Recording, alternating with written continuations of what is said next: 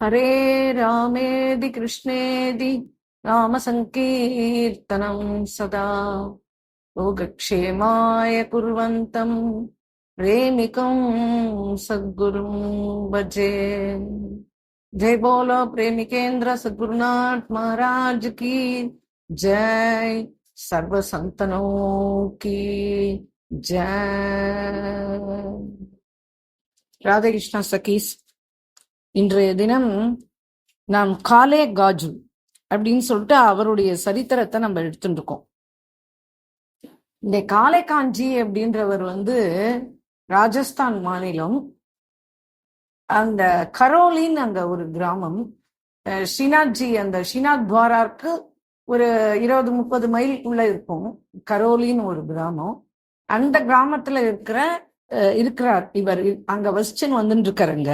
இவர் அனன்ய பிரேமி. இவர் ரொம்ப சாந்த குணம் உடையவர், பகவத் பக்தர்.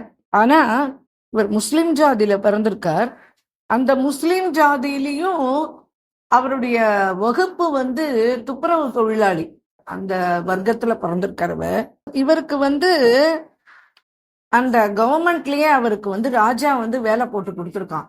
இவருடைய வேலை எங்க அப்படின்னு சொல்லிட்டு கேட்டானா, இந்த கரோலியில இருக்கிறது மதன் மோகன்ஜி. இந்த மதன் மோகன்ஜியுடைய கோயில் 4 பக்கமும் கிளீனா பெருக்கணும். அதுக்கப்புறம் நிறைய தண்ணி தெளிச்சு அங்கெல்லாம் சுத்தம் பண்ணணும்.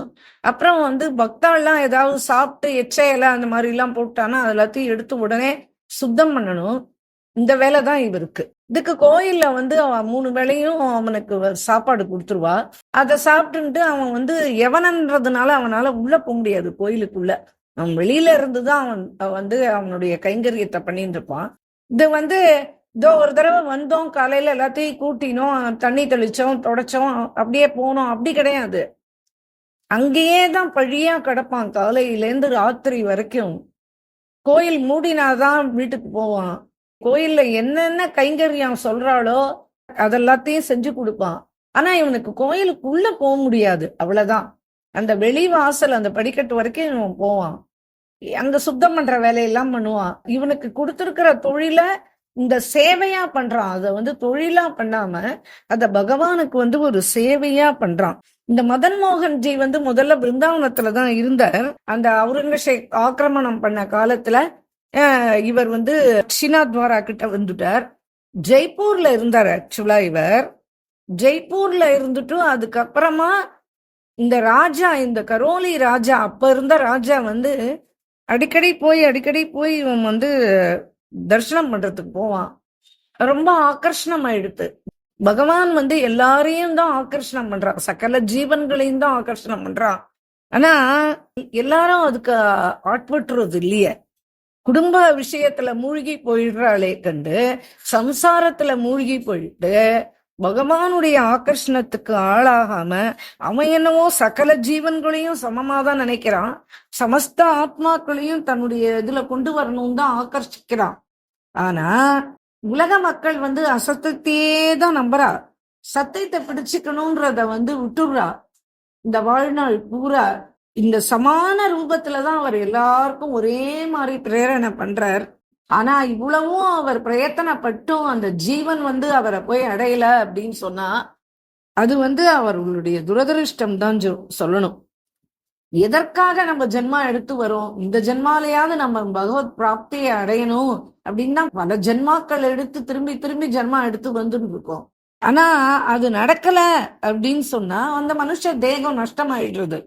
பகவான நம்ம அடையணும், அவன் நம்மள ஆக்கர்ஷிச்சாலும் நம்மளால ஏன் அவனுடைய ஆக்கர்ஷணத்துக்கு ஆளாக முடியல அப்படின்னு சொன்னா அதுக்கு காரணம் 2 தான். ஒண்ணு சித்தம் நிர்மலமா இல்லாதது. 2வது எப்பவுமே கபடமா இருக்கிறது. இந்த நிர்மல சித்தமும் நிஷ்கப்பட்டமும் ஒருத்தனுடைய வாழ்க்கையில இருந்தது அப்படின்னு சொன்னா சாதனை எல்லாம் செய்யணும்ன்ற அவசியம் கூட கிடையாது. சில பேர் பார்த்தேன்னா பிறவிலேயே சகஜமா இருக்கும், அவ கபடமே இல்லாம இருப்பா, நிஷ்கப்படமா இருப்பா. சித்தம் எப்பவும் நிர்மலமா இருக்கும், மனசுல பட்டத வாயில பேசிடுவா, அப்படி இருப்பா. இவாளை பகவான் ஈஸியா ஆகர்ஷணம் பண்ணிடுவான். அவனுடைய வழிக்கு நம்ம போயிட்டோம்னா நம்மளுக்கு இந்த ஜென்மாலேயே அவனுடைய அனுகிரகம் கிடைச்சு அவனுடைய பத கமலங்களுக்கு நம்ம போயிடலாம். ஆனால் இது துர்லபம் சொல்றார். சைத்தன்ய மகாபிரபு எவ்வளவோ சிரமப்பட்டு எத்தனையோ எல்லாம் போதனைகள்லாம் பண்ணி பார்த்தார்.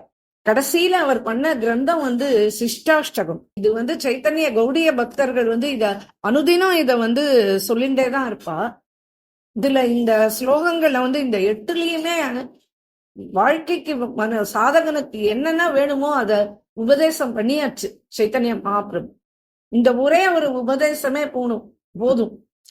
அதுல என்ன சொல்றாரு அப்படின்னு சொல்லிட்டு சொன்னானா, சிஷ்டாஷ்டகத்துல சேத்தோ தர்ப்பண மார்ஜனம் பவமகாதாவாக்னி நிர்வாபணம் ஸ்ரேயக கைரவ சந்திரிகா விதரணம் வித்யாவது ஜீவனம் ஆனந்தாம்புதி வர்தனம் பிரதிபதம் பூர்ணாமிருதாஸ்வாதனம் சர்வாத்ம ஸ்னபனம் பரம் விஜயதே ஸ்ரீகிருஷ்ண சங்கீர்த்தனம் அப்படின்னு இது முதல் ஸ்லோகம். அப்படின்னு சொன்னா நம்மளுடைய சித்தமானது நிர்மலமா இல்லாததுனாலதானே, பலவித அழுக்குகள் அதுல இருக்கிறதுனாலதானே அந்த இடத்துல கண்ணாடி மாதிரி இருந்தா பகவான் அங்க உட்கார்ந்து இருக்கான்றது நம்மளுடைய ஹிருதயத்துல பிரகாசிக்கும், நம்மளுடைய புத்தியில பிரகாசிக்கும். ஆனா அங்க இருக்கிறது அத்தனையுமே சித்தத்தை அவ்வளவு அழுக்கா இருக்கிற அந்த சித்தத்தினுடைய அழுக்கை களையணும். அந்த களையணும்னா அதை மார்ஜனம் பண்ணணும், பெருக்கணும். அது எதனால முடியும் அப்படின்னு கேட்டானா நாமத்தினால மட்டும்தான் முடியும். நாம சங்கீர்த்தனத்தினால மட்டும்தான் அதை அடைய முடியும். அந்த நாம சங்கீர்த்தனம் நம்மளுக்கு லெகுவா எடுத்து பழக்கிறது, நாக்குல ரொம்ப சுலபமா எடுத்து சதா சர்வ காலம் நம்மளுக்கு நாமாதான் ஜெபிக்கணும். ஹரே ராம ராம ராம ஹரே ஹரே, ஹரே கிருஷ்ண கிருஷ்ண கிருஷ்ண ஹரே ஹரே. அப்படி அந்த கிருஷ்ணனுடைய ஆகர்ஷணத்தையும் அவனுடைய தயவையும் அவனுடைய கிருப்பையையும் நாம் பெறணும் அப்படின்னு சொன்னா அது நாம ஜபத்தினாலதான் முதல்ல முடியும். நாம ஜபமே நம்மளுடைய மனசுல இருக்கிற அழுக்கு எல்லாத்தையும் பெருக்கி தள்ளிடுறது. அப்போ பகவானுடைய பிரதம கிருப்பை நம்மளுக்கு கிடைக்கிறதுனா நம்ம நாம ஜபம் பண்ண ஆரம்பிக்கிறோம். நாம ஜபம் பண்ண ஆரம்பிக்கிறதோட மட்டும் இல்லாம மனமும் அதுல லயிக்கணும். அதனால்தான் பிருந்தாவனத்துல இருக்கிற சாதுக்கள்லாம் பார்த்தீங்கன்னா அவெல்லாம் ஒரு ஜாக்கிம்பா, ஒரு லீலைகளை மனசுல வச்சுப்பா. சில பேர் காளிங்க நர்தன லீலை, குருநாதர் என்ன சொல்லி கொடுக்குறாரோ அந்த லீலை, அந்த நாமத்தை எடுத்து வைக்கும் போதே அந்த ஜாக்கிய சொல்லிடுவான் அந்த குருநாதர். இப்ப காளிங்க நர்தன லீலை, கோவர்தன லீலை, ராச லீலை, மாடுகளை மேய்ச்சின்னு போடுறாரே அந்த லீலை, இப்படி பல லீலைகள் இருக்கு. அந்த லீலைகளை என்ன பண்ணுவா, அத மனசுல அப்படியே ஓட விட்டுருவா. பாகவதத்துல இருக்கா மாதிரியே அப்படியே அதை ஓட விடுவா மனசுல. மனக்கண்ணுல அது ஓடிண்டே இருக்கும். இங்க நாமா ஜபம் போயிட்டே இருக்கும். அப்ப என்ன ஆகும்னா உள்ள இருக்கிற அந்தர்யாமியோட நம்ம மனசும் கலந்துரும், நம்ம ஆத்மாவும் கலந்துரும், நம்மளுடைய வாக்கும் அதுலயே இருக்கும். அப்ப ஜபம் பாட்டுக்கு ஜபம், மனசு பாட்டுக்கு பகவானுடைய திருவடியில. இது ரெண்டும் சேர்ந்து போது தானாகவே மனசுல இருக்கிற அத்தனை அழுக்குகளும் தள்ளப்பட்டு விடும். அப்போ இது பிரதம கிருபா. நாமம் ஜெபிக்கிறதுன்றது பிரதம கிருபா. சில பேர் நாமாவை சொல்லிட்டே இருப்பா, ஆனா மனசு எங்கேயோ ஓடின்னு இருக்கும். அந்த மனசு ஓடுறத கட்டுப்படுத்துறதுக்கு தான் ஏதாவது ஒரு லீலைய அப்படியே மனசுல தியானம் பண்ணிக்க வேண்டியது. அதையே ஸ்மரணம் பண்ணிட்டே அந்த போற மாதிரி கண்ணன் எல்லாரையும் கூட்டிட்டு கோக்கள் எல்லாம் கூட்டிட்டு சாரணம் பண்ற மாதிரி போயிட்டே இருக்க மாதிரி, காட்டுல தண்ணி விற்கிற மாதிரி மாட்டுக்கு, அந்த மாதிரி எந்த லீலையை எடுத்துக்கிறோமோ அந்த லீலையினுடைய தொடர்பை அப்படியே மனசுல ஓட விட்டுட்டே இருந்தோம் அப்படின்னு சொல்லிட்டு சொன்னா மனமும் ஒன்றி வாக்கும் ஒன்றிடும் அவனுடைய கமலத்துல. இது முதல் கிருப்பா நம்மளுக்கு பகவான் பண்றது. இன்னொன்னு, நம்ம நாம ஜபம் பண்றோம், நிர் அபராதியா இருக்கணும். அபராதங்கள் பல வகைப்படும். எந்த அபராதத்திலையும் நம்ம மாட்டிக்க கூடாது. இந்த நாம ஜபம் செய்யும் போது ஏதோ பாதை ஏற்படுறது, என்னால சரியா செய்ய முடியல, நாம ஜபம் பண்றதுக்கு எனக்கு ரொம்ப சிரமமா இருக்கு, என்னால இந்த மாதிரி ஜபம் பண்ண முடியல அப்படின்னு சொன்னானா நாம் ஏதோ ஒரு அபராதத்துக்கு ஆளா இருக்கணும்ன்றதுதான் சூச்சகம். அது என்ன அப்படின்னா, நாம அபராதா இருக்கலாம், வைஷ்ணவ அபராதா இருக்கலாம், இல்ல சேவா அபராதா இருக்கலாம், எதை வேணா இருக்கலாம். இந்த அபராதம் ஆகாம நம்மளை காப்பாத்திண்டு அதே சமயத்துல நாம ஜபத்தை பண்ணணும். அந்த அபராதங்கள் இருந்ததுன்னா அது பகவானுடைய கிருப்பையை நம்ம கிட்ட அவர் வர்ஷிக்கும் போது அதுல பாதையை ஏற்படுத்தும். இந்த நாமம் ஜபிக்க ஜபிக்க ஜபிக்க நம்ம கிட்ட ஒரு சுகந்தம் வரும், ஒரு வாசனை வரும். அது நம்ம சித்தத்துல இருக்கிற பொறாம, ஆசைகள், தம்பம், ராகம், துவேஷம், அகங்காரம் இதெல்லாத்தையும் சுத்தமா அழிச்சிரு. இதெல்லாம் இல்லாம இருந்தாதான் அந்த நாம உச்சாரணத்துக்கு பலன், அந்த பகவத் ஆகர்ஷணத்துக்கு பலன். இது எல்லாமே கைகூடி வரணும் அப்படின்னா இந்த சித்தத்துல இருக்கிற அந்த நாம சுகந்தத்தினால்தான் இது அத்தனையும் விரட்ட முடியும். இதுக்கு மேல இன்னொன்னு என்னன்னா, குரு சரணத்துல ஆசிரியம். குரு சரணத்துல ஆசிரியம், சத்சங்கத்துல ஆசிரியம். இது ரெண்டும் வேணும் அப்படின்றார்.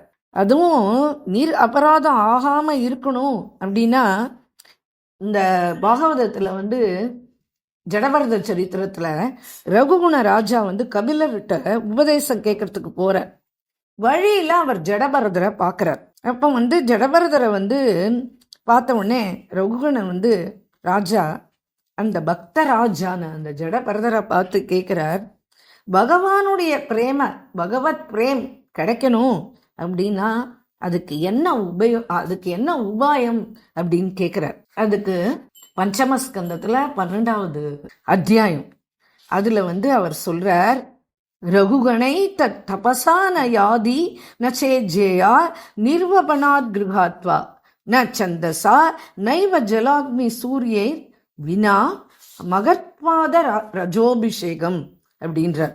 அதாவது பகவான் வாசுதேவன் அப்படின்னு எல்லாம் சொல்றார் இல்லையா, இதனை புரிஞ்சுக்கணும் அப்படின்னா அதுக்கு அந்த அப்பேற்பட்ட அறிவானது நம்மளுக்கு ஏற்படணும் அப்படின்னா, ஓ ரகுகணா, இந்த மாதிரி இந்த பேர்பட்ட அறிவு ஏற்படும்னா அந்த பிராமணர் சொல்றார் அந்த ரகுகணன் கிட்ட, பிராமண ஓவாச்சான்னு வரும். ரகுகுணா, இப்பேற்பட்ட அறிவானது பிராமணர்ன்றது இங்க ஜடபரதர், அவர் இந்த ரகுகுண ராஜா சொல்றார், ரகுகுணா இப்பேற்பட்ட பகவான் அப்படின்னு நாம புரிஞ்சிக்க வேண்டிய அந்த அறிவானது மகான்களுடைய பாத தூளி அபிஷேகம் அப்படி இல்லைன்னா கிடைக்கவே கிடைக்காது. இது தவம் செய்தாலும் கிடைக்காது, யாகத்தினாலேயும் கிடைக்காது, மற்றும் உள்ள வைதிக கர்மாவோ இல்ல நான் இல்லற தர்மத்துல ரொம்ப சரியா இருக்கேன் அப்படின்றதுனாலயோ இல்ல பிரம்மச்சரியத்தினாலேயோ எதனாலையும் கிடைக்காதுப்பா. நைவ ஜலாக்னி சூரியர் வினா, நீர்ல போய் மூழ்கி இங்கேயே தண்ணியிலேயே அப்படியே கழுத்தளவு தண்ணியில நின்றுட்டு நான் ஜபம் பண்றேன் அப்படின்னாலும் கிடைக்காது, அக்னியை வளர்த்து ஹோமம் பண்றேன் அப்படின்னாலும் கிடைக்காது, சூரியனை உபாசனை பண்றேன், சூரிய நமஸ்காரம் அப்படின்னாலும் கிடைக்காது. இது எதனாலையும் கிடைக்கவே கிடைக்காதுப்பா. எதனால கிடைக்கும் அப்படின்னா மகான்களுடைய பாத தூளி அபிஷேகம் பண்ணிண்டா மட்டும்தான் இது ஏற்படும். இந்த பகவானுடைய கிருப்பையும் இந்த கருணையும் பகவான் யாருன்றது புரிஞ்சுக்கிறதுக்கும் எல்லாத்துக்குமே ஞானத்துக்கு அதுதான்டா வழி, வேற எந்த வழியும் கிடையாது. வினாமகத்வாத ரஜோபிஷேகம் அப்படின்னு சொல்லிட்டு ஜடபரதர் கேட்டுக்கிறார், இதெல்லாத்தையும் கேட்டுக்கிறார்.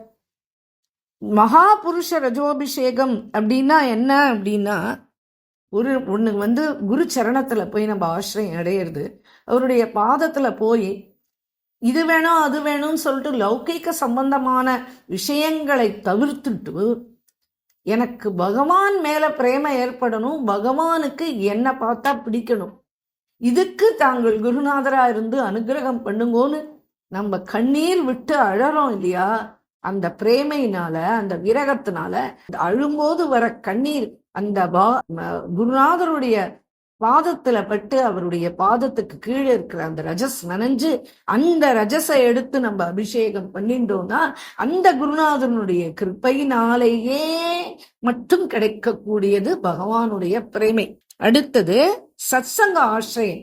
சத்சங்கத்திலையும் போய் அடிக்கடி கலந்துண்டு அந்த சத்சங்கத்தை கேட்டு அனுபவிச்சு அவளுடைய சரண தூளியை எடுத்து நம்ம தலையில போட்டுக்கிறதுனாலேயே மட்டுமே தான் நம்மளுடைய சித்தம் மார்ஜனம் ஆகும். பகவத் பிராப்திக்கும் இதுவே வழி. சித்தம் எப்ப மார்ஜனம் ஆயிடுத்தோ அப்பதானே கண்ணுல கண்ணீரே வரும். அப்போ அந்த நிர்மலமா ஆயிடும் மனசு, சித்தம் நிர்மலமா ஆயிடும், நிஷ்கபட்டியா ஆயிடுவான். அப்போ அவனுக்கு இந்த குருநாதருடைய பாதரஜசும் அந்த சந்துக்களுடைய பாதரஜசும் வேலை செஞ்சு நம்ம ஜென்மா எடுத்ததுக்கு என்ன அடையணுமோ அதை அடையறதுக்கு பிராப்தி ஏற்படும் அப்படின்னு சொல்ற. இவனுக்கு யவன சரீரம் தான் எடுத்திருக்கான். யாரு? இந்த முஸ்லிம் பாய் இருக்காரு கலைகாஜி, இவர் யவன சரீரம் தான். ஆனா மெஹத்தர் ஜாதினா அது அந்த துப்புரவு தொழிலாளி வகுப்பு தான். ஆனா அவனுடைய மனசு ரொம்ப நிர்மலமான மனசு, கப்பட்டம் இல்லை அவனுடைய கிரியைகள்ல. அவனுடைய கணக்கு எப்பவுமே ஜனங்கள் கணக்கு போடுவா, இதை இப்படி பண்ணா அது அப்படி வரும், அதை இப்படி பண்ணா இப்படி வரும் அப்படின்னா இந்த கணக்கெல்லாம் அவனுக்கு போட தெரியாது. ரொம்ப கபடமே இல்லாம அவன் பாட்டுக்கு அவனுக்கு கொடுத்த வேலைய பண்ணிட்டே இருப்பான். எத்தனை தடவை கூப்பிட்டு என்ன வேலை சொன்னாலும் செய்வான்.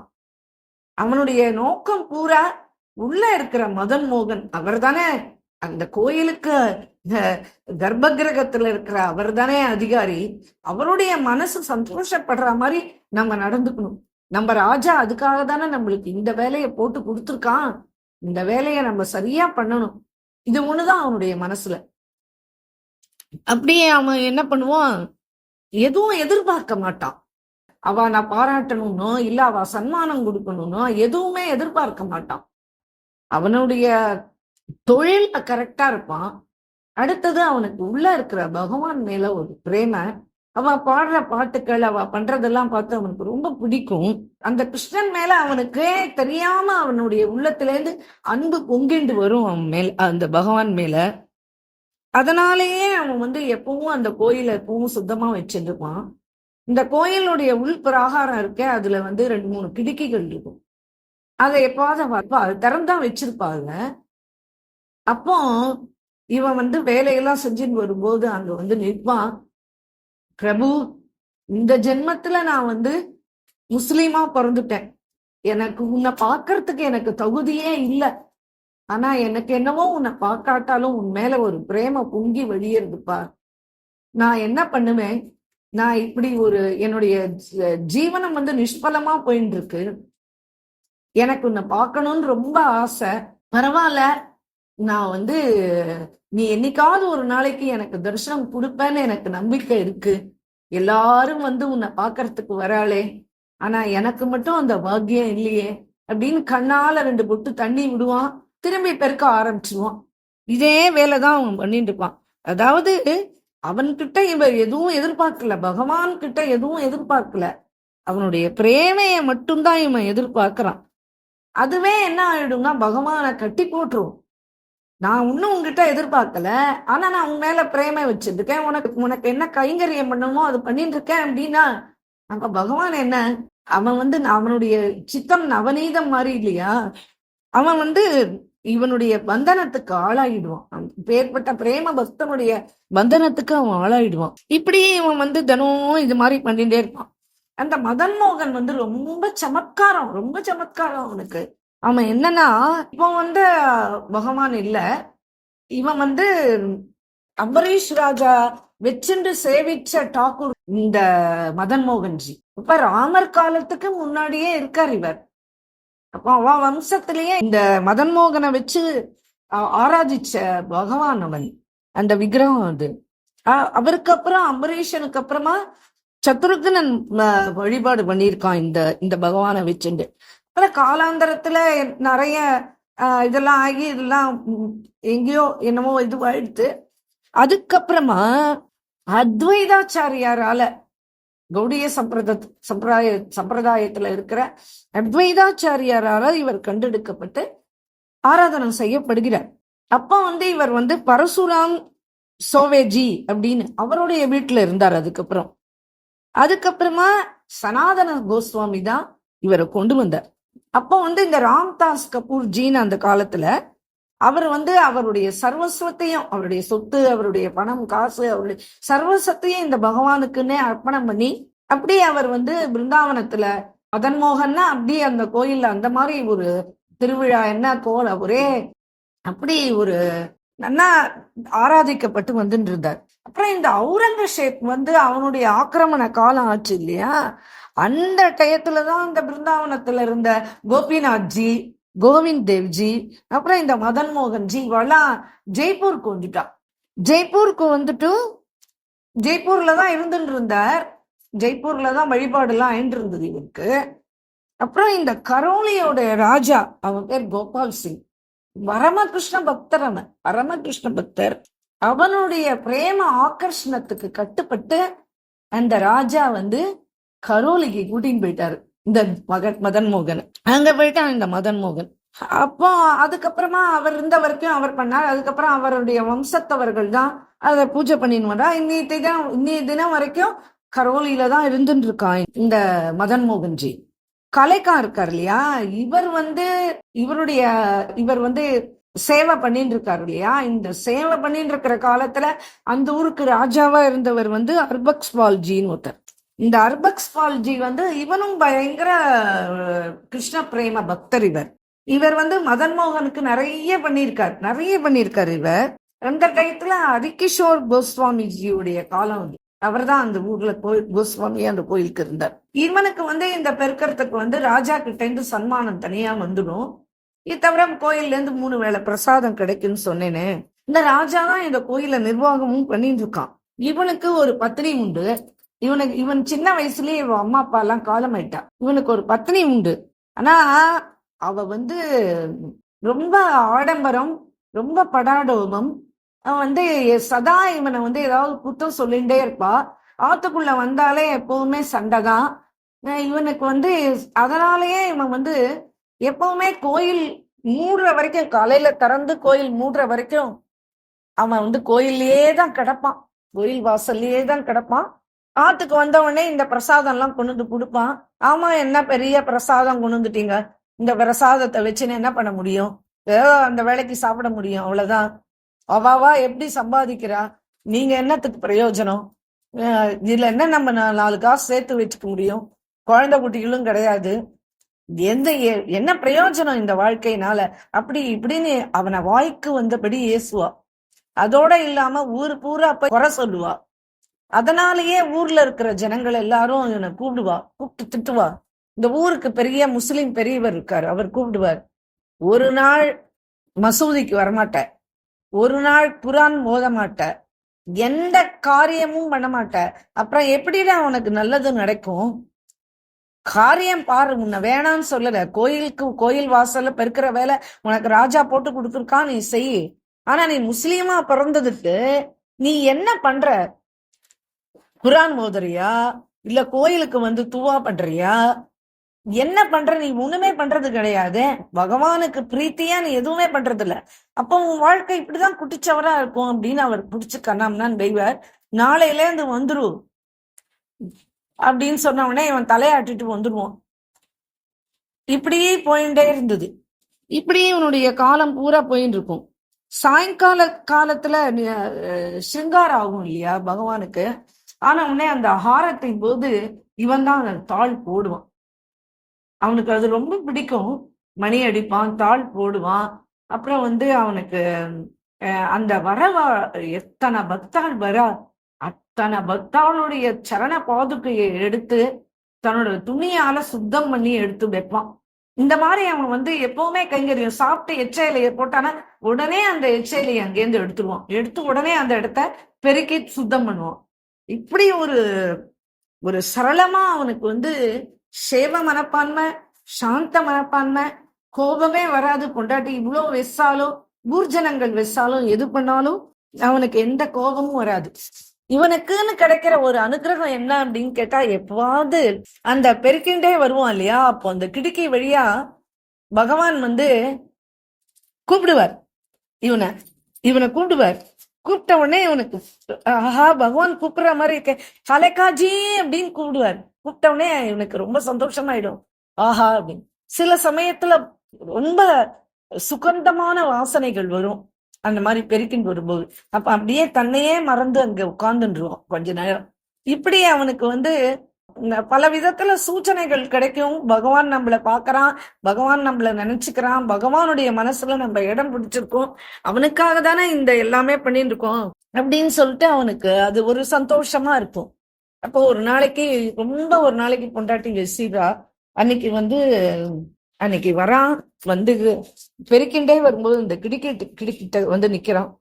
பிரபு, என்ன வெஸ்டா பரவாயில்ல, ஆனா முன்னையும் சேர்த்து எல்லாரும் வைக்கிறாளே, என்னால உனக்கு இப்படி எல்லாம் அபவாதம் வருதே, எனக்கு அது கொஞ்சம் கூட பிடிக்கல பிரபு. நான் என்ன பண்ணுவேன்? எனக்கு குழந்தை இல்லைன்னு வைக்கிறா, என் பொண்டாட்டி என்னை வெறுக்கிறா, ஆத்துக்கு போனா. நீயா பார்த்து என்ன பண்றியோ பண்ணு பிரபு அப்படின்னு ஒரு வார்த்தை சொல்லிட்டு அவன் வந்து அங்கேருந்து வந்துடுறான். கொஞ்ச நாள்ல அவனுடைய பொண்டாட்டி கர்ப்பவதி ஆயிடுறா. ஒரு ஆண் குழந்தையை பெற்று எடுக்கிறா. அந்த ஆண் குழந்தைக்கு சலீம்னு பேர் வைக்கிறா. அந்த குழந்தை ரொம்ப சூட்டிகையா இருப்பான். அப்பா என்னெல்லாம் வேலை பண்றாளோ அதெல்லாம் வந்து பார்ப்பான். நான் பண்ணட்டுமாப்பா, நீ ஏன்பா பண்ற, நான் பண்ணட்டுமா இந்த வேலையெல்லாம் அப்படின்னு கேட்பான். வேண்டாம்ப்பா, உங்க அம்மா பார்த்தா திட்டுவா, நீ போப்பா, நீ உன் வேலையை பாருப்பா, நீ படி, நீ நீ நன்னா வரணும், அவ்வளவுதான் எனக்கு வேணும் அப்படின்னு சொல்லிடுவான். ஒரு 8 வயசு ஆறுது இந்த பையனுக்கு. ஒரு நாளைக்கு 10 பசங்களோட சேர்ந்துட்டு விளையாடுறதுக்கு போறான். போன இடத்துல அந்த தோட்டத்துல ஒரு கருநாகம் வருது. இந்த குழந்தைய தீண்டிடுறது, பின்னாடி வழியா வந்து அது காலை தீண்டிடுறது. அப்பவே அந்த குழந்தை மூர்ச்சையாகி விழுந்தான். உடனே அந்த பக்கத்துல இருந்த குழந்தைகள்லாம் நேரா ஓடி வருது. அம்மா அம்மா, இந்த மாதிரி உங்களுடைய பையனை வந்து கருநாகம் கொத்திடுத்து கீழே விழுந்துட்டான், நீங்க சலீம் வந்து நீங்க வந்து பாருங்க வாங்கோ அப்படின்ன உடனே இவ லபோ திபோன்னு கத்திட்டு கோயில் வாசல்ல வந்து கத்துறா. காலேக்கா, நீ வா, நீ முதல்ல வா, கிளம்பி வா, நம்ம குழந்தைய வந்து இந்த மாதிரி நாகம் கடிச்சுட்டான், வா நீ அப்படின்னு சொல்லிட்டு கூப்பிடுறா. இவன் சொல்றான், சிங்கார் வேலை, இப்போ ஆரத்தி போறது, ஆரத்தி ஆன உடனே நான் வந்துடுறேன், நான் இப்போ வந்து தாள் போட்டு இருக்கேன். அட மூர்கா மூர்கா துரோகி, நீ எல்லாம் ஒரு குடும்பத்துக்கு தலைவனாடா, நீ இந்த மாதிரி வந்து என்னை இப்படி பண்றியே, யார் காப்பாத்துவா நம்ம குழந்தைய, நான் யார்கிட்ட போய் சொல்லணும் அப்படின்னு சொல்லிட்டு அழுதுண்டே ஓடுறா. ஜனங்கள்லாம் அவ கூடயே ஓடுறா. போய் குழந்தைய எடுத்துன்னு வரா. அந்த ஊர்ல இருக்கிற பெரியவாள்லாம் வந்து பார்த்துட்டு, குழந்தை போயிடுத்துமா, குழந்தைய அடக்கம் பண்ணுவோம். இங்க கோயில்ல எல்லாம் ஆரத்தி எல்லாம் முடிஞ்சுது. அவன் நேரா கிளம்பி வந்தான். வந்தவொடனே எல்லாரும் வா டேர்னுக்கு என்னென்ன கத்தணுமோ என்னென்ன திட்டணுமோ எல்லாம் திட்டுறா. பொண்டாட்டி அழறா, அவனை வெய்யறா, எல்லாமே பண்றா. இவன் பெரிய காஃபி ரைட்டான், அதனாலதான் இவன் இப்படிலாம் நடந்துக்கிறான். எனக்கு என்ன பிரயோஜனம், என் குழந்தைக்கு என்ன பிரயோஜனம், ஒரு பிரயோஜனமும் இல்லைன்னு தான் அந்த குழந்தை போயிடுத்து. உடனே அந்த ஊர் பெரியவர் வந்து, நான் அன்னைக்கே சொன்னேனே, கோயிலுக்கு மசூதிக்கு வா, தொழுகை பண்ணு, இதெல்லாம் நான் உன்னை குரான் படி, இதெல்லாம் சொன்னேன், நீ ஏதாவது ஒண்ணு பண்ணியா, அதனால நம்ம அஜூருக்கு கோபம் வந்துட்டு உன் மேல, அதனால நீ குதாவை நம்பின்னு இருந்த, இந்த இப்ப வந்து பாரு, நம்ம அஜூர் கோபம் வந்துட்டு, அதனால உன் குழந்தையே அவன் எடுத்துட்டான். உனக்கு உன் மேல உண்மையாவே அந்த பகவானுக்கு பிரேம இருந்ததுன்னா, அவனுக்கு ஏதாவது சக்தின்னு ஒண்ணு இருந்ததுன்னா, இந்த குழந்தைய பிழைச்சு காமிடா. நீ போய் அந்த கோயில் வாசல்ல விழுந்து கிடக்குறல்ல காலையில இருந்து ராத்திரி வரைக்கும், இந்த குழந்தை பிழைச்சு எழுந்துக்க வை பாப்போம் அப்படின்னு பலவிதமா ஏசரா. இவன் கண்லேருந்து தண்ணியா கொட்டுறது. உடனே நேரா கோயில் வாசலுக்கு ஓடி வரான். ஹே பிரபு, இப்பவும் நான் உங்ககிட்ட எதுவுமே கேட்கறதுக்கு வரல, நான் எதுவுமே இது வரைக்கும் உன்னை கேட்டது இல்ல, நான் இப்பவும் உன்னை எதுவும் கேட்க வரல. ஆனா ஒன்னே ஒண்ணு, உன்னை இவ்வளவு திட்டி அந்த யசஸ, அதாவது சொற்களை நான் உனக்கு வாங்கி கொடுக்குறேன் பாத்தியா, நான் இருக்கிறதுனால தானே இந்த பிரச்சனை, என்ன நீ எடுத்துன்று உன்னுடைய பாதத்துல சேர்த்துக்கோ. இன்னொன்னு சொல்றேன், நீ வந்து அவகிட்ட இந்த மாதிரி பேர் வாங்குறது அது எனக்கு பிடிக்கல, ஏன்னா நீ என்னுடைய பிரேம பாத்திரன், அதனால நான் போனா பரவாயில்ல, என்ன எடுத்துக்கோ, ஆனா நீ யாருக்கிட்டையும் திட்டு வாங்க கூடாதுன்னு கண்ணீர் விட்டு கதறி எழறான். அடுத்தது சொல்றான் புத்திரவாஞ்சைனால, ஏ பகவானே, நீ இந்துக்களுக்கு மட்டும்தான் தெய்வமா இருந்தன்னு வச்சுக்கோயேன், நீ இந்துக்களுக்கு மட்டும்தான் தெய்வமா இருந்தனா நீ எந்த உபகாரமும் இந்த குழந்தையை பிழைக்க வைக்க வேண்டாம், நீ எனக்கும் கேட்க வாயில்லை. ஆனா நீ ஜெகநாதனா இருந்தன்னு வச்சுக்கோ, இந்த ஜெகத்துக்கே நீ நாதனா இருந்த, இந்த சர்வ உயிர்களுக்கும் ஜீவ ரட்சகன் நீதான் அப்படின்றது, ஜெகநாதன்றது நீதான், அது சத்தியமா இருந்ததுன்னா இந்த குழந்தைய நீ கடாட்சிக்கணும். இல்லைன்னா என்ன உன்னுடைய பாதத்துல சேர்த்துக்கோ. இதுக்கு மேல என்னை யாரும் இந்த ஊர்ல விட்டு வைக்க மாட்டா. அதனால எனக்கு எந்த வழியிலையும் போக தெரியல. அதனால பிரபு, நான் உனக்கு இப்ப சங்கடத்தை ஏற்படுத்துறேனேன்னு நினைச்சுக்காத. எனக்கு எதுவுமே வேண்டாம், எனக்கு எதுவுமே வேண்டான்னு நான் இருந்துருவேன். இது வந்தாலும் பரவாயில்ல, நான் ஏத்துக்க தயாரா இருக்கேன். ஆனா என் மனைவியும் ஏத்துக்க மாட்டா. இந்த ஊர்ல இருக்கிற ஜனங்களும், முஸ்லிம் ஜனங்கள் அங்க ஜாஸ்தி, முஸ்லிம் ஜனங்களும் ஏத்துக்க மாட்டா. நான் என்ன பண்ணணும்னு எனக்கு தெரியல பிரபு அப்படின்னு சொன்ன உடனே 5 நிமிஷத்துக்கு இவனுடைய வாயிலேந்து கவிதையா கொட்டுறது. அப்படியே இவனுக்கு படிக்க தெரியாது, எழுத தெரியாது, ஒண்ணுமே தெரியாது. 108 கவிதை பகவான் பேர்ல சோஸ்திர ஸ்துதி பண்ணியிருக்கான். 108 ஸ்துதி.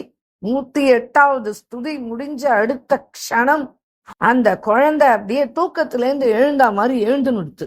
அப்பா அப்பா அப்படின்னு அவ அப்பாட்ட ஓடி வருது. அவ அப்பாவை கட்டி பிடிச்சுக்கிறது. அப்பா அப்பா, எங்க அந்த பையன், எங்க அந்த பையன்? யாருடா யாருடா? இல்லப்பா, இப்போ ஒரு பையன் தலையில ஒரு பெரிய மக்குட்டம், அதுக்கு மேல மயில் இறகு இதெல்லாம் வச்சுண்டு, கழுத்துல பெரிய மாலை, அப்புறம் நல்ல போஷாக்கு அதெல்லாம் போட்டுண்டு, கால்ல சலங்க இதெல்லாம் வச்சுண்டு என்னை இப்படி கோமளமா தடவினான்ப்பா ஒரே ஒரு தடவை. சலீம் எழுந்துரு, சலீம் எழுந்துரு அப்படின்னு சொல்லிட்டு சொன்னான்ப்பா. அவன் என்ன தடவின உடனே நான் எழுந்துட்டேன்ப்பா. எங்கப்பா அந்த பையன், அந்த பையன் எங்கப்பா அப்படின்னு அவ அப்பா காலை கட்டி பிடிச்சுன்னு அழறது அந்த குழந்தை. அழுத உடனே சொல்ல முடியல காலை காக்கு, பகவானே நீ இப்படி பிரத்யக்ஷமா சத்தியத்தினுடைய தெய்வம் யாருன்னா அது கிருஷ்ணன் தானே, நீ சத்தியம்ன்றத நிரூபிச்சுட்டியே, நீ சத்தியம்ன்றத நிரூபிச்சுட்டியே, நான் என்ன பண்ணுவேன் என்ன பண்ணுவேன் அப்படின்னு கதறி கதறி அழறான். அப்படியே அவ பொண்டாட்டி உடனே பக்கத்துல ஓடி வரா, குழந்தைய இழுத்து ஆலிங்கனம் பண்ணிக்கிறா, முத்தம் கொடுக்கறா, ஆத்துக்காருடைய காலில் விடறா. பரவாயில்லையே, உங்களுடைய உசூர் இப்போ காப்பாத்திட்டானே என் குழந்தைய, எனக்கு எப்படி நீங்க இப்போ இவ்வளவு பாட்டுலாம் பண்ணலே, அதெல்லாம் எங்க இந்த கத்துண்டே அப்படின்னா, ஹிருதயத்துல பக்தி பிரவேசிச்சுட்டுனா படிச்சவன் என்ன படிக்காதவன் என்ன, அந்த பக்தின்ற அந்த ஜனனி அவளுடைய கிருப்பை மட்டும் வந்துடுத்துன்னா கவித்துவ சக்தி தானே வந்துடுமே. யாராவது சொல்லி கொடுத்தா நான் பாடணும், எனக்கு ஒண்ணுமே தெரியாதுமா, எல்லாம் அந்த பகவானுடைய லீலை தான். நான் அவனுடைய அபியேஷுக்கு காரணமா ஆயிடக்கூடாதே அப்படின்னு நினைச்சுதான் நான் அவன்கிட்ட பிரார்த்தனை பண்ணிட்டேன். அவன் ரொம்ப கருணாகரன் இல்லையா, அவன் தயா சிந்துவா இருந்து இப்படி ஒரு அனுகிரகம் பண்ணான். இந்த கடைசி பாட்டு இருக்கே, அந்த பாட்டு பாடும்போது தானே பகவான் பிரத்யட்சமாயி குழந்தை எழுந்து ஓடி வந்தது. அதை இன்னைக்கும் கோயில்ல சாயங்காலம் பாடுவாளாம், சிங்காரார்த்தியா நோட்டு. முஷ்ஃபக்கு ஷஃபீர் ரபீக்கு दिल दोस्त मेरे मेरे नजदीकी हकीकी ख्याल कीजिए मेहरबान कदरदान आला तू जगह देख मुझसे गरीबों को गुनान माफ कीजिए खारे बेकरार मैं खड़ा तेरे दरबार बीच नंद के कुमार जरा दूर आबी मेरा कुमार दीजिए. அப்படியே அந்த 108வது பாட்டை பாடின உடனே அந்த பகவான் பிரத்யட்சமாயி இப்படி ஒரு பெரிய லீலையை பண்ணி உடனே இந்த சமாச்சாரம் அப்படியே ராஜாவோட காதுக்கு போயிடுறது. ராஜா அங்கேருந்து, ராஜா பயங்கரமா, அவன் தீவிர பக்தன், மதன் மோகனுடைய தீவிர பக்தன். அவன் ஓடி வரான், புசைஞ்சியும் வர்றார். உடனே அவரும் இறங்குறார். என்னப்பா அவனை கூப்பிடுறார், அவனை முதல்ல ஆலிங்கனம் பண்ணிக்கிறார். இங்க வாப்பா, என்ன நடந்ததுப்பா அப்படின்ன உடனே நடந்த சமாச்சாரம் மொத்தத்தை உள்ளபடி எல்லாத்தையும் ஒப்பிக்கிறான். சொன்ன உடனே ராஜா சொல்ற, இப்படி ஒரு பகவானுடைய கருணைக்கு நீ இப்படி பாத்திரமாயி, இப்படி நீ ஒரு பெரிய உனக்கு ஒரு அனுகிரகம் கிடைச்சது, இது பெரிய அதிசயம். ஆனா பக்தனுடைய பக்தி எந்த பர்சன்டேஜ் இருக்கோ அதுக்கு பகவான் சத்தியம் பண்ணுவான்றது இப்ப மதன்மோகன் இப்ப குழந்தையை கொடுத்துட்டான். இதுக்கு முக்கியம் உன்னுடைய சேவகமும் உன்னுடைய பக்தியும் தானே காரணம். இன்னைய தினத்துல இருந்து நீ இனிமே இந்த பெருக்கிற வேலையெல்லாம் செய்ய வேண்டாம். நீ பக்து ராஜாயிட்ட, நீ சரித்திரத்திலேயே இடம் பிடிக்க போற. நான் உனக்கு இந்த ஊர்லயே நான் ஒரு பெரிய மாளிகை கொடுத்துடுறேன். நீ கடைசியில இருக்கிற வரைக்கும் தோட்டம் தரவுகள் எல்லாம் கொடுக்குறேன். நீ இருக்கிற வரைக்கும் நீ உனக்கு தனம் எல்லாத்தையும் வர்ஷிக்கிறேன். இனிமே நீ எந்த வேலையும் செய்ய வேண்டாம். நீ பகவானுக்கு பக்தி பண்ணிட்டு நீ இப்படி இருந்தா போதும். இப்படி பகவான் பிரத்யக்ஷம் ஆகி இவ்வளவு உனக்கு லீலைகள் பண்ண விட்டு உன்னை சாதாரணமா இனிமே நான் நடத்தலாமா அப்படின்னு கேக்குறான். உடனே அவன் ராஜாவோட காலில் விழுந்து கதறான். ராஜா, நீங்க அந்த மட்டும் பண்ணிடாதீங்கோ, தயவு செஞ்சு என்னுடைய வேலையை மட்டும் பண்ணாதேன்னு சொல்லாதீங்கோ. இன்றைய தினம் எனக்கு பகவான் இத்தனை பெரிய கஷ்டத்துல இருந்து என்னை காப்பாத்தினா அப்படின்னு சொன்னா அதுக்கு காரணம் என்ன? இத்தனை நாள் நான் பகவானுக்கு அவனுக்காக நான் பண்ண இந்த சேவை, அப்புறம் பகவானுடைய பக்தர்கள் ஒத்தொத்தரையும் பார்த்து அவ காலில் விழும், அவ கோயிலுக்குள்ள போறதுக்கு முன்னாடி, அப்பா இந்த ஜென்மத்துல நீ இந்துவா பிறந்தியே, உனக்கு கோயிலுக்கு போற பாக்கியம் கிடைச்சதே, நான் எந்த ஜென்மத்துல என்ன பாவம் பண்ணேனோ கோயிலுக்கெல்லாம் போகாம, அதனால இந்த ஜென்மத்துல முசல்மானா பிறந்துட்டேன் அப்படின்னு ஒத்தனுடைய காலையும் பிடிச்சு கெஞ்சி அவன் காலில் விழும் நினைப்பேன். ஆனா அதுக்கு சந்தர்ப்பம் யாரும் கொடுக்கவும் மாட்டா, அது நடக்கவும் நடக்காது. அதனால அவளுடைய சரண பாதுகையே அவளா நினைச்சுண்டு அதுக்கு நான் சேவை பண்ணேன். அப்புறம் இந்த பகவத் பிரசாதத்தை மட்டும் என்னைக்குமே உல்லங்கனம் பண்ண மாட்டேன். என்ன ஊர்லயே திருவிழாவா இருந்து யாராத்துல என்னவா இருந்தாலும், யார் வீட்டுல என்ன நல்லது கெட்டது நடந்தாலும் கூப்பிட்டானா நான் சாப்பிட மாட்டேன். பகவத் பிரசாதத்தை தவிர அந்நிய இது நான் சாப்பிட்டதே கிடையாது. இந்த பகவத் பிரசாதம், இந்த பகவத் பக்தர்களுடைய பாத சரண சேவை, இந்த கோயில பெருக்கி இந்த சுத்தமா வச்சுக்கணும்னு நான் பண்றேன் இந்த பகவத் சேவை. இந்த 3 மட்டும்தான் இன்னைக்கு என்ன பகவான் ஏத்துண்டதுக்கு காரணம். இன்னைக்கு என் குழந்தைய பிழக்க வச்ச, இன்னைக்கு என்னை இப்படி நிக்க வச்சிருக்க. இத மட்டும் ராஜா என்னிருந்து பிடிக்கிடாதீங்க. என் ஆயுசு போற பரியந்தம் நான் இந்த சேவகத்தை நான் விட மாட்டேன், யாருக்கும் விட்டு கொடுக்க மாட்டேன். நான் தான் மதன்மோகனுக்கு பண்ணுவேன். ராஜா என்ன அப்படி எல்லாம் சொல்லிடாதீங்க. எனக்கு எந்த தனமும் வேண்டாம், எந்த வீடும் வேண்டாம். இப்ப இருக்கிற இடமே எங்க 3 பேருக்கு போதும். எனக்கு எது பேர்லயும் ஆசை இல்லை ராஜா. எனக்கு பகவானுடைய கிருப்பை கிடைச்சா போதும் அப்படின்னோடனே ராஜா அவனுடைய கைய பிடிச்சு இழுத்து நேர கோயிலுக்குள்ள கூட்டிட்டு போறார். அந்த குழந்தை என் பத்தினியும் வரட்டும்ன்றான், என் பத்தினிக்கும் அந்த கடாட்சம் கிடைக்கட்டும், அவளும் வரட்டும் அப்படின்றான். 3 பேரையும் கோயிலுக்குள்ள போறார். மதன்மோகனை பார்த்த உடனே மயங்கி கீழே விழுந்துட்டான். அந்த குழந்தை, அப்பா அப்பா இந்த ட்ரெஸ் தான்ப்பா போட்டுட்டு வந்தான், அந்த வந்தான்னு சொன்னானே சலீம், எழுந்துரு சலீம் குட், சலீம் குட்டுன்னு சொன்னான். இந்த துணிமணி போட்டு இந்த அலங்காரத்துல தானே வந்தா, அப்ப இவன் தான் வந்தானா அப்பா அப்படின்னு கேக்குறான் அப்பாவை பார்த்து. அவர் எழுந்துட்டு குழந்தைய ஆலிங்கனம் பண்ணிக்கிறார்.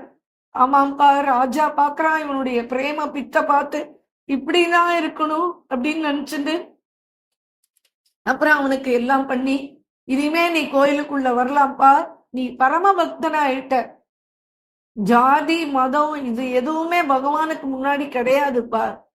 அவன் கேக்குறது அவன் நம்மள ஆக்கர்ஷிக்கிறான். ஆனா அந்த ஆக்கர்ஷணம் எத்தனை பேருக்கு வேலை செய்யறதுன்றதுதான் முக்கியம். எல்லாம் எனக்கு இந்த வேலை இருக்கு, அந்த வேலை இருக்கு, பணம் சம்பாதிக்கிற வேலை, கௌரவமா வாழணும், குடும்பம், இதுதான் எல்லாருடைய மனசுலயும் ஓடிட்டு இருக்கு. ஆனா நீ அப்படி இல்லாம பகவானுக்கு பிரேமையா இருக்கணும்ன்றதுக்காகவே வாழ்க்கை பூரா நீ இருந்திருக்க, நீ சேவகம் பண்ணிருக்க. அதுக்கு இன்னைக்கு இத்தனை ஊர் ஜனங்கள் அத்தனை பேரும் உன்னை திட்டினா, இதெல்லாம் எனக்கு சொன்னா. ஆனா நீ உன்னுடைய கடமையை விடாம வச்சிருந்த. இன்றைய தினம் நான் உனக்கு இவ்வளவு கொடுக்குறேன்னு சொல்லியும் உனக்கு எதுலயும் விருப்பம் இல்லாம நான் பகவானுக்கு கைங்கரியம் பண்ணிட்டு பகவானுக்கு ஆட்பட்டு இப்படி பக்தாளுக்கு சேவை பண்ணிட்டு அவளுக்கு சரண சேவை பண்ணணும், இப்படிதான் எனக்கு முக்கியம் அப்படின்னு சொல்லிட்டு சொல்றியேப்பா. நீ அசல் இந்து நீதான், நீ முசல்மான் கிடையாது அப்படின்னு ராஜா அவனுக்கு எல்லாம் அவனுக்கு ஆத்துக்கு எல்லாம் என்னவோ பரிசுகள்லாம் அனுப்பி வைக்கிறார். ஆனா அவனுக்கு இதுலயுமே அவனுக்கு துளி கூட அதுல எல்லாம் ஒன்னும் ஈடுபாடு இல்ல. உலக வாழ்க்கையில ஈடுபாடு கிடையாது அவனுக்கு. அதனால நம்ம பகவான் மேல பிரேம பக்தி பண்ணோம் அப்படின்னா திரும்பி அதை 1க்கு 10 மடங்கா கொடுக்கறதுக்கு அவன் தயாரா இருக்கான். பகவான் கிட்ட வியாபார பக்தி பண்ணோம், நான் இது பண்றேன், நீ எனக்கு இது பண்ணு, நான் உனக்கு நான் உனக்கு கோயிலுக்கு நான் அதை பண்றேன் இதை பண்றேன்னு வியாபாரமா பக்தியை ஆக்கினோம் அப்படின்னா அவன் திரும்பி கூட நம்மளை பார்க்க மாட்டான். பிரேம பக்தால் தான் அவனுக்கு ரொம்ப முக்கியம். குருவை ஆசிரியக்கணும். குருவனுடைய நிர்மலமான பிரேம நம்மளுக்கு கிடைக்கும்படி நாம நடந்துக்கணும்.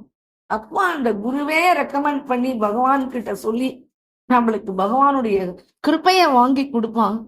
இப்படி இந்த மதன் மோகன்ஜி நிறைய லீலைகள் பண்ணியிருக்கார். இதுல இந்த கதை சொல்றாரு. அவர் பிருந்தாவன சாதுவர். இவர் ஒரு தடவை 4 பேரை கூப்பிட்டு ஜெய்ப்பூர் போயிட்டு அப்புறமா அங்கேருந்து சரி நம்ம போய் கரோலியில மதன் மோகனை பார்க்காம போகக்கூடாது அப்படின்னு சொல்லிட்டு பிருந்தாவனத்துல இருக்கிற எல்லா சாதுக்களுமே அவ ராஜஸ்தான் போனா கண்டிப்பா பிருந்தாவனத்துல இருந்து போன ஸ்ரீநாத்ஜி, அப்புறம் இங்க மதன் மோகன்ஜி, அதே மாதிரி கோவிந்த்ஜி, கோபிநாத்ஜி, இவளெல்லாம் பார்க்காம வரவே மாட்டா பிருந்தாவன வாசிகள். ராஜஸ்தானுக்கு போனானா நம்ம பிருந்தாவன் நம்பூர் சுவாமினா அப்படின்ட்டு அவளுக்கு அது ஒரு பெரிய பற்றுதல் உண்டு அந்த பகவான் மேல. அப்படி இவர் ஒரு தடவை போயிருக்கும் போது கரோலிக்கு போனார். இவர் கோயிலுக்கு போறதுக்கும் கோயில் நட சாத்துற வேலையும் ஒன்னா இருந்தது. ஒரு 4-5 பேரோட போயிருக்கா.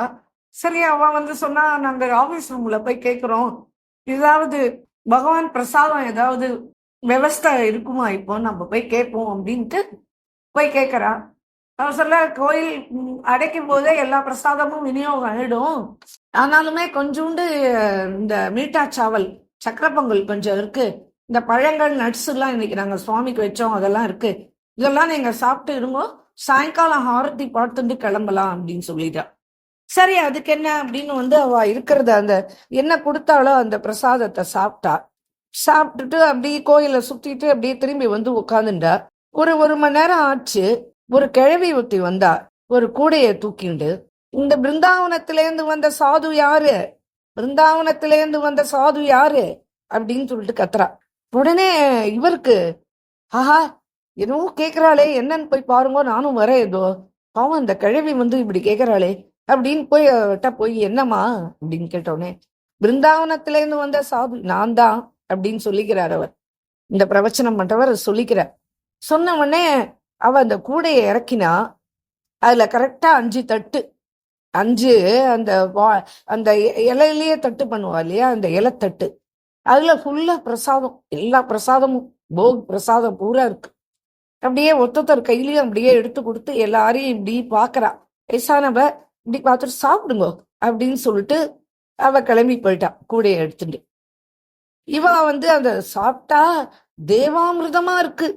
ஆஹா, என்ன பிரசாதம், இவ்வளவு பிரமாதமா இருக்கே, ஆஹா ரொம்ப அற்புதமா இருக்கே, இதுல 2 பேர் சாப்பிட்ற மாதிரி ஒருத்தருக்கும் கொடுத்துருக்காளே, அது கொஞ்சம் போதும் அப்படின்னு நினைச்சுக்கிறா பிரசாதத்தினுடைய அளவை பார்த்து. ஆனா சாப்பிட அது தேவாமிர்தமா இருக்கா, அத்தனையும் சாப்பிட்டுறா. சாப்பிட்டு எல்லாத்தையும் இலையெல்லாம் எடுத்துன்னு போய் போட்டுட்டு அந்த இடத்த சுத்தம் பண்ணிட்டு, சாப்பிட்ட மயக்கம், அப்படியே வெயில் வேற, அப்படியே படுத்துன்றா.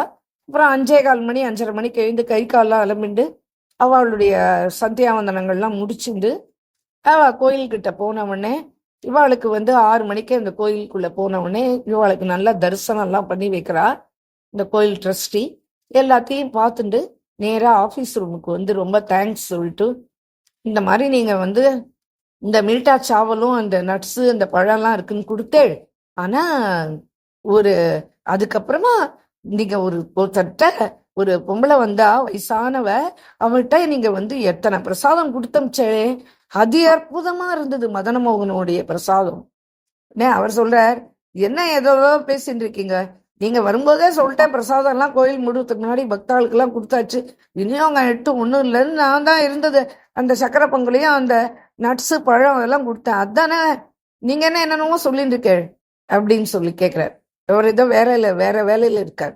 உடனே இவர் சொல்ற, இல்ல ஒரு கிழவியா, இங்க வேலை செய்யற அத்தனை பேரும் ஆம்பளைகள் தான், இங்க லேடிஸே உள்ள வேலை கிடையாது, என்ன சொல்றேன் அப்படின்னு.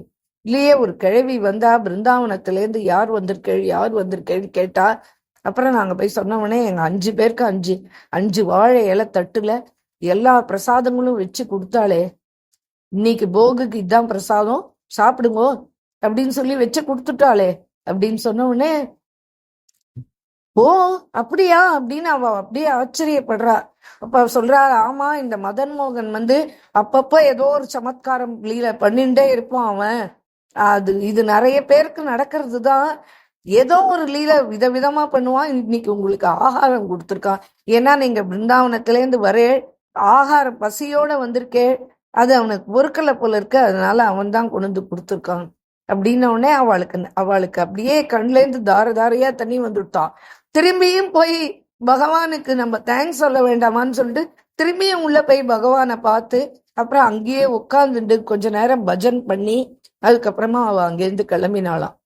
இப்படி இவனுடைய லீலைகள் அளப்பரியதான் நடந்துட்டே இருக்கு, பண்ணிட்டே தான் இருக்கான் பக்தாளுக்கு.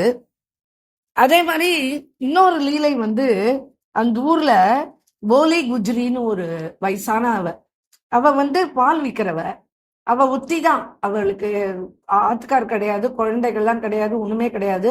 அவளுக்கு ஏதோ ஒரு மாடு இருக்கு, அதை கறந்து அந்த பாலை எடுத்துட்டு வருவோம், ஆறை கறந்துதான் வரணும், வழியில வரும்போது ஆறு இருக்கும், அந்த ஆறை கடந்துதான் வரணும். இங்க மதன்மோகனுக்கு கொஞ்சம் பாலை கொடுத்துட்டு அதுக்கப்புறம் வித்துருவா, பாலை வித்துட்டு அதுல என்ன காசு வருதோ அதை வச்சுட்டு அவ ஜீவனம் பண்ணுவோம், அதை வச்சு நம்ம ஜீவனம் பண்ணுவோம்.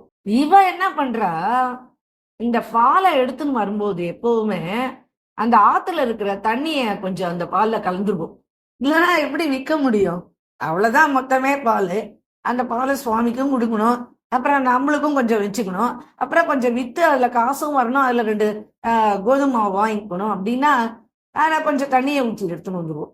இது இப்படி தானோ இப்படிதான் பண்ணிட்டு இருக்கா. ஒரு நாளைக்கு உசைஞ்சி அந்த பால் ராத்திரி சயன ஆர்த்தி போது பால் நிவேதனம் பண்ணுவாளே, அப்படி பண்ணும்போது அதுல இருக்கிற மீன் அப்படியே எகிரி குதிக்கிறது, அந்த மீன் வந்துடுத்து அதுல. உடனே அவருக்கு ரொம்ப கோவம் வந்துடுத்து. ரொம்ப கோவம் வந்தவுடனே அந்த பாலை எடுத்து அப்படியே ஓரமா வச்சுட்டு அன்னைக்கு எல்லாம் ஆர்த்தி எல்லாம் முடிஞ்சு எல்லாம் ஆயிட்டு, சரி நாளைக்கு வரட்டும் அவளை நம்ம பேசிப்போம் அப்படின்னு அதை அப்படியே அந்த பாத்திரத்தை ஒரு இடத்துல இந்த மண் பானை அதை ஒரு ஓரத்துல வச்சுட்டு போயிடுற. மறுநாளைக்கு சாயங்காலம் இதே மாதிரி பாலை எடுத்துட்டு இவ வரா. வந்த உடனே அவளை பார்த்தோன்னா, ஏ போலி குஜ்ரி இங்க வா அப்படின்னு கூப்பிடுறாரு. அந்த குஜ்ரி அங்க வரா. என்ன பால் எடுத்துன்னு வர நீ, இனிமே நாளையில இருந்து நீ பால் எடுத்துன்னு வரக்கூடாது, போய்க்க, உன் பால் நேவேதனம் இங்க ஆகாது அப்படின்னு கத்துறாரு. உடனே அவ அழறா, ஐயோ என்னத்துக்கு, நான் இதுக்காக தானே இவ்வளவு மைல் நடந்து வரேன், அவனுக்கு பால் கொடுக்கணும்னு சொல்லிட்டு, அவனுக்கு கொடுக்காம எனக்கு என்ன அந்த பால் வேண்டி இருக்கு, அதை விட போறதே பரவாயில்ல, நான் எதுக்கு இனிமே உயிர் வாழணும் அப்படின்னு சொல்லிட்டு அழுவா. அழுத உடனே, இந்த அழுகையெல்லாம் இங்க வேலைக்கு ஆகாது, நீ பகவான் கொடுத்துருக்கிற பால்ல பாரு மீன் அப்படின்னு எடுத்து காமிக்கிறார். எப்படி வந்தது இதுல மீன், இல்ல அது மாடு கொஞ்சமா தான் பால் கறந்தது, இது மழை காலமும் அது கொஞ்சமா கறந்தது, அந்த பாலை நான் காலை அலமிட்டு அப்படியே கொஞ்சம் பால்ல கொஞ்சம் தண்ணி சேர்த்துட்டேன், அந்த மீன் அதுல வந்துடுத்து போல இருக்கு, அதுக்கு நான் என்ன பண்ண முடியும், மீன் அதுல வந்துடுத்து அப்படின்னு சொல்றேன்.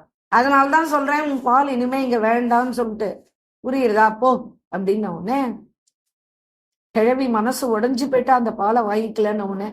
அன்னைக்கு மீதி இருக்கிற பாலை விற்கல, ஒண்ணுமே பண்ணல. நேரா ஆத்துக்கு வந்தா, பால் பாத்திரத்தை ஓரமா வச்சா, அப்படியே படுத்துண்டா. அப்படியே அழுது அழுது அழுது அழுது அவளுக்கு ஜுரமே வந்துடுத்து. அவளால எழுந்துக்க முடியல. ஒரு நாள் ஆச்சு, 2 நாள் ஆச்சு, 3 நாள் ஆச்சு. அவ எழுந்துக்கல, அவ எதுவுமே சாப்பிடல, ஆகாரம் இல்ல, தண்ணி குடிக்கல, ஒண்ணும் பண்ணல. மதன் மோகனா, நான் உனக்கு பால் கொடுக்கறது நின்று போயிடுத்தே, இந்த கைங்கரிய நின்று போயிடுத்தே, ஏன் என்னை பார்த்தா உனக்கு பிடிக்கலையா? ஏன், எதனால? நான் செஞ்சது தப்புதான், ஆனா எனக்கு ஜீவனத்துக்கு என்ன வழி இருக்கு அது சொல்லு. அதனால நான் அது மாதிரி பண்ணேன். நான் செஞ்சது தப்புதான், என்னை மன்னிச்சுக்கோ. நான் இத்தனை நாளும் உனக்கு இப்பேற்பட்ட தனிப்பாலை தானே கொடுத்தேன். நான் என்னை பார்த்து நானே வெக்கப்பட்டுக்கிறேன். நான் இருந்தும் ஒண்ணுதான், போயும் ஒண்ணுதான், இனிமே எனக்கு ஜீவனமே தேவையில்லை அப்படின்னு அழறா. அன்னைக்கு ராத்திரி ஒரு பையன் வரான், வந்து கதவை தட்டுறான்.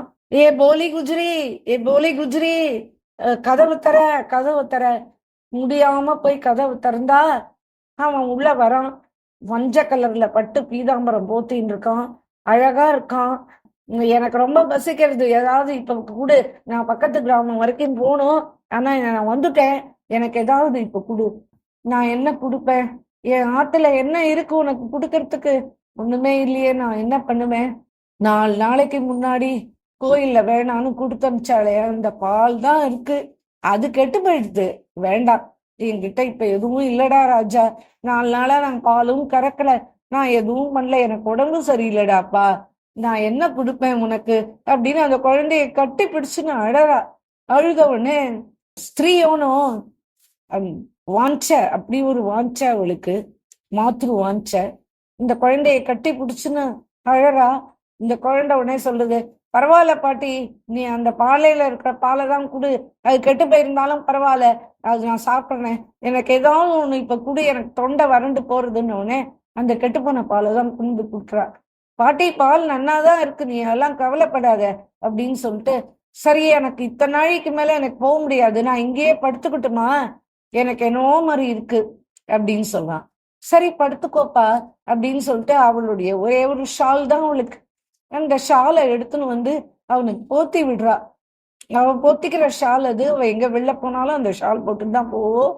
இந்த ஷாலை எடுத்துட்டு வந்து அவனுக்கு போத்தி விட்டு, ரொம்ப குளிருண்டா, நீ எப்படி இதுல படுத்துப்ப சொல்லு பார்க்கலாம், நான் என்ன பண்ணுவேன் அப்படின்னு சொல்லிட்டு அந்த குழந்தை பக்கத்துலயே உட்கார்ந்துட்டு இருக்கா. அப்படியே உட்கார்ந்துட்டு இருக்கா. கொஞ்ச நேரத்துல தூங்கி போயிட்டான். முடியல, 4 நாளா எதுவும் சாப்பிடல, அசதி. அப்படியே அந்த குழந்தை பக்கத்திலேயே படுத்துன்னு தூங்கி போயிட்டான். தூங்கி போனோடனே திடீர்னு முழிப்பு வருது. எழுந்து பாக்குறா, அந்த குழந்தைய காணோம். அந்த மஞ்ச பட்டு ஒண்ணு போத்தின்னு வந்தானே, அந்த பட்டு மட்டும் அங்க இருக்கு கீழே. இவளுடைய குஜ்ரி இருக்கு, அந்த ஷால்வ, அது இல்ல. அதை எடுத்துன்னு போயிட்டான் அவன். மேல போத்தினாலும் அந்த போர்வையை எடுத்துன்னு போயிட்டான் அவன், அந்த ஷால்வைய. ஓ, இந்த குழந்தை இதை விட்டுட்டு போயிட்டானே, நான் என்ன பண்ணுவேன்? என்னுடைய குஜ்ரியை தூக்கின்னு போயிட்டானே அவன் அப்படின்னு சொல்லிட்டு இவ அங்கலாச்சுக்கிறா. அங்கலாச்சுட்டு இவளுக்கு ஒண்ணுமே புரியல. இப்படியே இவன் வந்து 4-5 நாள் ஆச்சு. இன்னைக்கு பால் கறந்துருக்கான், நம்ம தண்ணி விடாம இந்த பாலை மட்டும் வேணா நம்ம எடுத்துன்னு போலாமா கோயிலுக்கு அப்படின்னு நினைச்சுக்கிறா. சரி, எடுத்துன்னு போவோம், ஆட்டோ இன்னைக்கு சாயங்காலம் தானே, எடுத்துன்னு போவோம் அப்படின்னு உட்காந்துட்டு இருக்கா. இந்த குழந்தை வந்துட்டு போனது அவளுக்கு ரொம்ப மனசுக்கு ஆதரவா இருந்தது. அவள் எழுந்துட்டா, அவளுக்கு உடம்பு சரியா போயிடுது. அவளுக்கு மனசுலயும் பட்டுடுது, இன்னைக்கு சாயங்காலம் தண்ணி கலக்காம பால் எடுத்துன்னு போவோம்னு. இதுக்குள்ள என்ன ஆச்சு, காலையில வந்த உடனே மங்களா ஹார்த்தி கதவு திறக்கிறார். குசைன்ஜி பாக்குறார், சுவாமி மேல அவன் வந்து ஏனோ ஒரு ஷால்வைய போத்தின்னு இருக்கான், அழுக்கா இருக்கு, மஞ்ச கலர்ல பட்டு பீதாம்பரம்னா இவனுக்கு போத்தி விட்டோம், எங்க அது அப்படின்னு உடனே பேசுறான். மதன் மோகன், நீ வந்து அந்த போலி குஜ்ரி வந்தவனே இந்த பால் வேணான்னு சொல்லிட்டு சொல்லி அனுப்பிச்சிய, நான் அவ ஆத்துக்கு போனேன், அவ கஷ்டப்பட்டு இருக்கா, அவ மனசு வருத்தப்பட்டுன்னு அழுதுன்னு படுத்துருந்தா, ஆகாரம் இல்லாம. நான் அவ ஆத்துக்கு தான் போனேன், அவகிட்ட சொன்னேன், இன்னிலேருந்து பால், நாளையில நீ பால் குடு, நான் குடிக்கிறேன், அப்படிலாம் இல்லைன்னு சொல்லிட்டு அவ கையால பாலை வாங்கி குடிச்சிட்டு வந்திருக்கேன், அவளுடைய போர்வைதான் ஷால்வைதான் இது அப்படின்னு சொன்ன உடனே பகவான் இவ என்ன பண்றா, அந்த மஞ்சப்பட்டு பீதாம்பரத்தை தூக்கின் கோயிலுக்கு வரா. சாயங்காலம் பால் எடுத்துண்டு உடனே அவளுக்குலாம் அப்படியே திடுக்குறா. அடடா, பகவானுடைய பீதாம்பரம் இவ கையில, இவளுடைய ஷால்வ அவன் போத்தின்னு இருக்கான். இப்படி ஒரு பக்த பராதீனன் இவன். இவன் பத்தியா, இவன் இப்படி பண்ணிட்டானே லீலை அப்படின்னு சொல்லிட்டு, அதுக்கப்புறம் அவளை கூப்பிட்டு, அம்மா நான் தெரியாம சொல்லிட்டேன், இனிமே நீங்க தினம் பால் கொண்டு வாங்கோ, அவன் உன் பாலை தான் குடிப்பானா, நீங்க தினம் பாலை கொண்டு வாங்கோ அப்படின்னு சொன்ன உடனே அவளுக்கு ரொம்ப சந்தோஷமாயி பகவானுடைய காலில் விழுந்து அழுதுட்டு ஆரத்துக்கெல்லாம் இருந்துட்டு பிரசாதத்தை வாங்கி சாப்பிட்டுட்டு அதுக்கப்புறமா கிளம்பி போறான். இப்படி இவன் இன்னைக்கும் அந்த கிராமத்துல எத்தனையோ லீலைகள் பண்ணிட்டே தான் இருக்கான் மதன் மோகன். இவன் சனாதன கோஸ்வாமியால ஆராதிக்கப்பட்டவன். அவருடைய காலத்துல அவர் வச்சு அவருடைய யாரு அப்படின்னு கேட்டா என்னுடைய பிராண வல்லப் மதன் மோகன் தானே அப்படின்னு சொல்லுவார் அவர். அப்படி சனாதன கோஸ்வாமி இப்படி இவர்களா ஆராதிச்ச பகவான் இன்னைக்கும் கோயில்ல யாருக்கு என்ன சங்கடம் வந்தாலும் கோயில்ல இந்த பாட்டு பாடுவாளாம். खारे के बेड़ा को, खारे के बेटा को जब कारे साफ ने काया, तो खारे के कविता सुन के खारे जीवायो, खारे जीवायो. இந்த மாதிரி இந்த இவனுடைய இந்த காளைங்காவுடைய குழந்தைய கருநாகம், காரே நாகு, காரே சாஃபு, இந்த கருநாகம் கடிச்சுது. அப்ப அவனுடைய கவிதையை, காரேகா கவிதாவை நீ கேட்டு, கவிதையை கேட்டு அந்த குழந்தைய நீ பழைக்க வச்சுட்டியே அப்படின்னு சொல்லிட்டு அது இன்னைக்கும் ஹாரத்தி ஆனா விட்டு இதெல்லாம் பாடுவாளாம். அங்க காலையில் வேளையில நாங்க போயிருந்தோம் அந்த கோயிலுக்கு.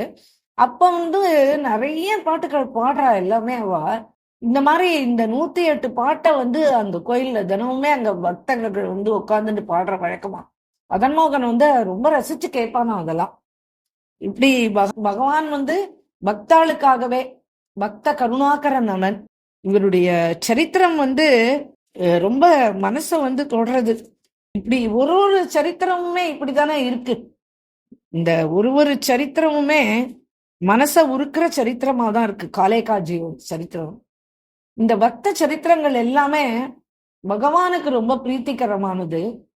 பகவான் சொல்றான், நான் பாகவதம், ராமாயணம் இத்தியாதிகள்லாம் நீங்க படிக்கும் போது கூட நான் அவ்வளவு சந்தோஷப்படல. பக்தர்களுடைய சரித்திரத்தை கேட்கும் போதும், படிக்கும் போதும், சொல்லும் போதும் நான் அந்த இடத்துல நான் பிரசன்னமா இருக்கேன் அப்படின்னு சொல்லலாம். ராதேகிருஷ்ணா. ஹரே ராமேதி கிருஷ்ணேதி நாம சங்கீர்த்தனம் சதா யோகக்ஷேமாய குர்வந்தம் प्रेमिकं सद्गुरुं भजो.